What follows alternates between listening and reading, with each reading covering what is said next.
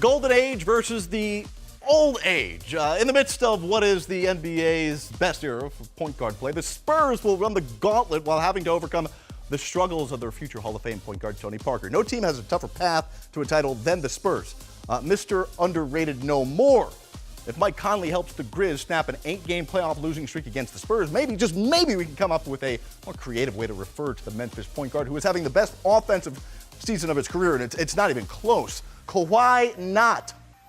I'll tell you why Kawhi not is not the MVP, and it's because of who will be waiting for San Antonio once they get past Memphis. After Kawhi gets finished chasing around Conley, he gets the pleasure of going back and forth with one of the two top MVP candidates. And still standing? Okay, fine. Should the Spurs make it to the conference finals, one of these three will be waiting. A two-time MVP in Steph Curry.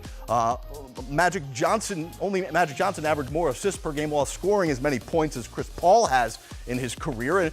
Or they're going to face a guy who is looking to stick it to his former team. George Hill and the Jazz open up as the 5 seed against the 4th seeded Clippers, who like their chances.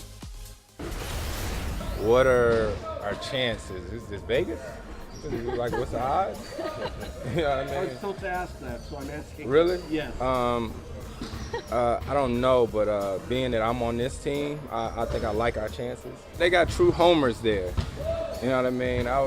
You very rarely gonna see a Clipper jersey in there. Like, usually when we travel on the road and stuff like that, you may see a few fans there, but they got a lot of homers there. Like, everybody there for Utah. Do you think at all about that ceiling that you guys have kept hitting your head? The ceiling is the roof? Well, before getting to the point. I mean, it worked for Carolina. MJ said it, so it is what it is. It's the most pressure-packed summer in the history of the LA Clipper franchise. A lot of guys have the opportunity to bolt. Do the Clippers want them back? A lot of questions to be answered. Let's start to answer them here with Howard and Brian. Howard, let's start here. Who's got the most pressure here on the Clippers playoff? What are you looking for there, Howard? I was just checking to see if my ceiling was the roof. Oh, yeah, well, that's what you need to do. I'm not sure. It worked for UNC, right? Don't raise the roof there. Hold on. Geltz was trying to raise the roof. We're not doing that, okay? It's not 95 anymore. Is it Doc Rivers? Is it CP3 or is it Blake Griffin? Who's got the most pressure?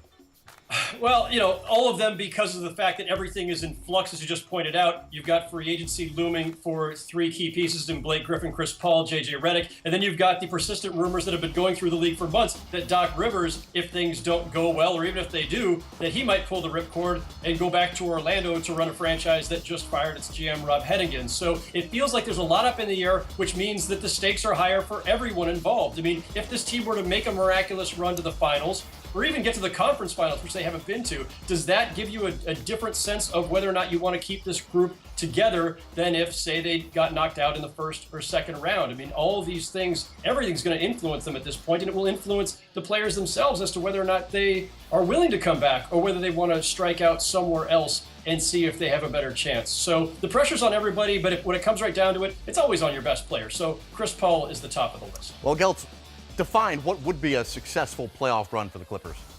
Well, conference finals or bust. They've been second-round opponents before and gotten beat in the second round. The whole stigma on the Clippers here is that they can't get past the second round of the playoffs. And if they go out in the second round, even if it's Golden State, there's no medals for trying here, no excuses. They've kind of used all that slack they have in the rope here for the Clippers. And if you talk about who's under the most pressure, Doc Rivers is under the most pressure. This may be the best opportunity he ever has for the rest of his coaching career to go win a title if this group gets pieced apart or he decides to leave. So to me, Doc's under the most pressure. And hey, for the Clippers here, they're going to have to beat Golden State to be able to have a successful season in my eyes.